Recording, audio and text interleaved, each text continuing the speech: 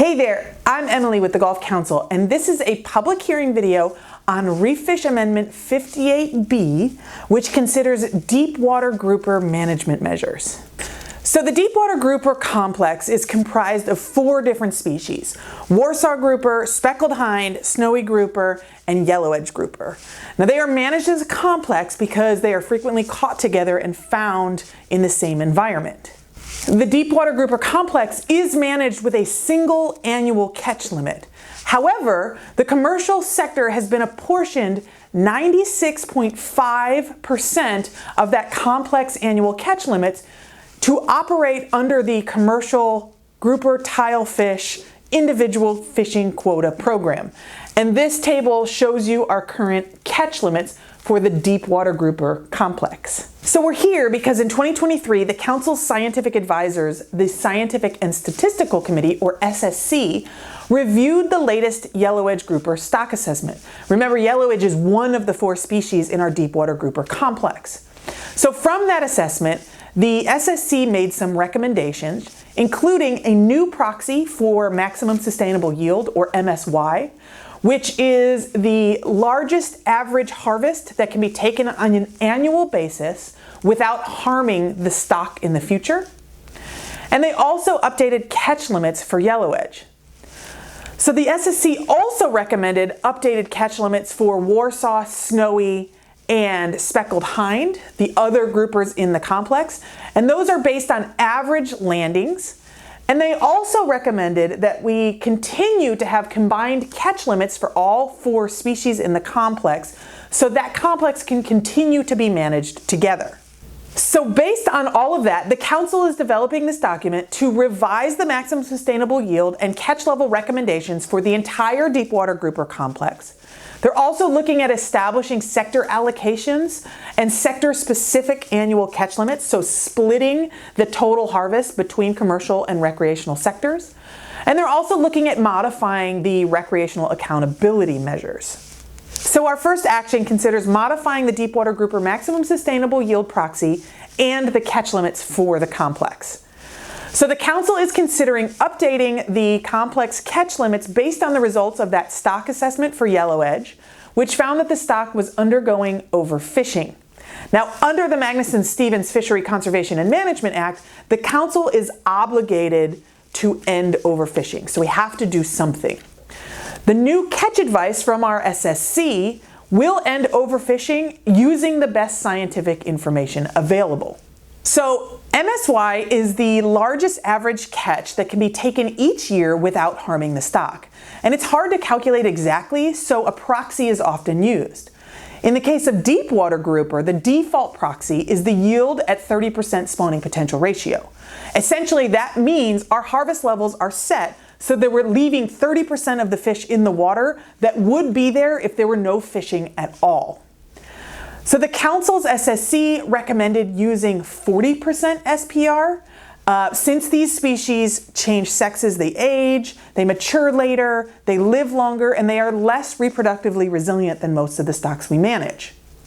This higher SPR does protect the stock by conserving more biomass in the ocean, but it does reduce the allowable harvest. So newly recommended catch limits do reduce allowable harvest by about 50%.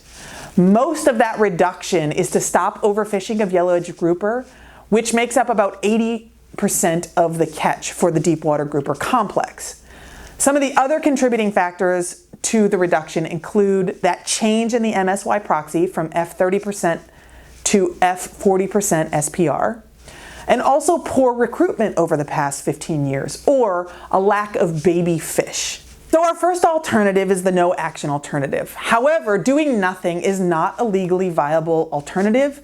It is not consistent with the best scientific information available, and it also would continue to allow overfishing and keep catch levels higher than those recommended by the Council's SSC. The second alternative, which is the preferred alternative, would revise the MSY proxy and the catch limits for the complex based on the recommendations from the Council's SSC.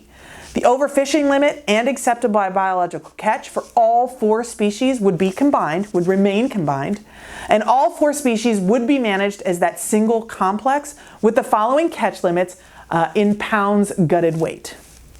Just to briefly compare these alternatives here, preferred alternative 2 does represent a substantial reduction in total catch from alternative 1. Preferred alternative 2 is expected to end overfishing of yellow-edged grouper, and it is also expected to grow the deepwater grouper complex to a more robust and sustainable size. However, reduced catch limits are expected for both sectors, and this increases the chances of shorter recreational seasons. So Action 2 considers modifying the deepwater grouper sector annual catch limits and sector allocations. So right now, deepwater grouper is managed under a single annual catch limit for both commercial and recreational sectors. The commercial quota, however, does represent 96.5% of the complex annual catch limit under that individual fishing quota program. That 96.5% is based on landings from 2001 through 2004, and it is set 4% below to allow flexibility between the IFQ share categories. Now, no ACL is specified for the recreational sector currently, and recreational landings have been increasing in recent years. Without separate annual catch limits, National Marine Fisheries Service can only close the fishery if total landings meet the complex annual catch limit. And this can allow for overfishing because the commercial IFQ system allows landings year-round, so once the allocation is distributed, it cannot be taken back. And recreational landings are not constrained to the remainder of the complex ACL. So they are not constrained to that percentage that's left over after the commercial quota is distributed. And since National Marine Fisheries Service can't know what was landed until the year is over, that allows for the possibility of overharvest. So alternative 1 is our no action alternative, and that would keep things as they are. There would still be 1 complex annual catch limit, but the commercial sector would be apportioned 96.5% of the deepwater complex annual catch limit so that it could operate under that individual fishing quota program, while the recreational sector annual catch limit would remain unspecified. Alternative 2 would establish separate allocations for the recreational and commercial sectors based on the same years that were used to establish that current apportionment for the commercial portion of the deepwater grouper harvest. So this would allocate 3.5% of the complex annual catch limit to the recreational sector and 96.5% to the commercial sector. Alternative 3, which is currently the preferred alternative, would establish sector allocations, and it would be based on average recreational landings for the most recent 5 years. So that's 2019 through 2023. This allocates 10.21% of the complex ACL to the recreational sector and 89.79% to the commercial sector. And finally, we have alternative 4, which would establish separate annual catch limits based on an equal reduction in the landings for both recreational and commercial sectors from the most recent 5 years, that 2019 through 2023 time period. This would result in a 6.84% allocation for the recreational sector and a 93.16% allocation for the commercial sector. So let's do a comparison of alternatives in Action 2. So the implications on allocations are that alternative 1 and 2 both use recreational landings data that's over 20 years old. Alternatives 3 and 4 use more recent recreational landings data. Now that's important because more recent years of recreational landings data do show higher recreational landings. Using landings data from over 20 years ago does give more quota to the commercial sector. Now the implications on accountability measures are that alternatives 2 through 4 do let recreational accountability measures to be based only on recreational catch, right? So it splits out allocations so that accountability measures can be tailored to the sectors specifically. The implications as they relate to the recreational season dates are that the number of open fishing days depends on the size of the recreational annual catch limit. So this table will show you a comparison of alternatives, the proposed annual catch limit under each alternative, and then the expected closure date for the recreational sector based on those different alternatives. So we'll move on to our final action, which is action 3, that deals with modification of the Deepwater Grouper recreational accountability measures. So accountability measures help prevent overages to the annual catch limits or address or mitigate them if they do occur. The current recreational accountability measure is triggered if the total complex annual catch limit is exceeded in a year. In that case, National Marine Fisheries Service will close the recreational sector the next year once landings hit the annual catch limit. So because the commercial individual fishing quota program operates year-round, this accountability measure may not effectively limit recreational landings unless National Marine Fisheries Service assumes full commercial harvest from the start of the year. This assumption is not currently part of the regulations. So the Council is evaluating these new accountability measure options that would apply after the fishing year ends rather than relying on in-season projections. Alternative 1 is the no action alternative, and that would keep the recreational accountability measure tied to the complex annual catch limit.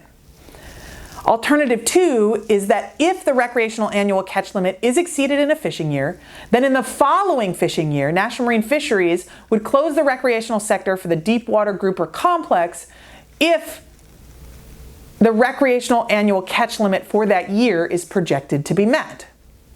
Alternative 3 would be that if the annual catch limit for the recreational sector is exceeded in a fishing year and the total complex annual catch limit for the Deepwater Grouper Complex is exceeded, then National Marine Fisheries Service would have closure authority in the following year when the recreational annual catch limit was expected to be met. Now this does assume the commercial quota would be landed.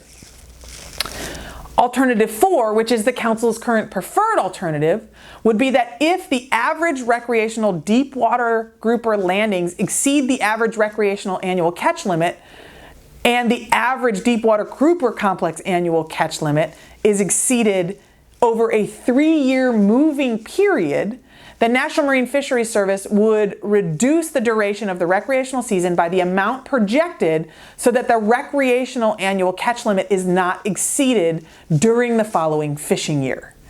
Now, that would be done unless the best scientific information available suggests that something different can happen. So let's compare alternatives here for Action 3 as they relate to preventing overfishing and also the recreational fishing season. So Alternative 1 is unlikely to constrain landings to the stock annual catch limit. Both Alternatives 2 and 3 would trigger in-season monitoring in the year after an overage, but they would still require forecasting that uses imprecise data. Alternatives 2 and 3 might result in substantial changes in the recreational fishing season duration without much benefit to the stock. Preferred Alternative 4 does use average landings over a 3-year moving period, which allows for variations in landings without triggering accountability measures annually. Preferred Alternative 4 is less reactive, but it is expected to do the best job of constraining landings over time without the negative effect of a constant recreational fishing season change. So, the Council plans to take final action on this document during its August 2025 meetings. We will be going out to a number of public hearings and hosting online public hearings, and you can find more information on those on our website. You can send us your comments either online by following this link, or you can simply email us at gulfcouncil@gulfcouncil.org. Thank you so much for taking the time to send us your thoughts and watch this video.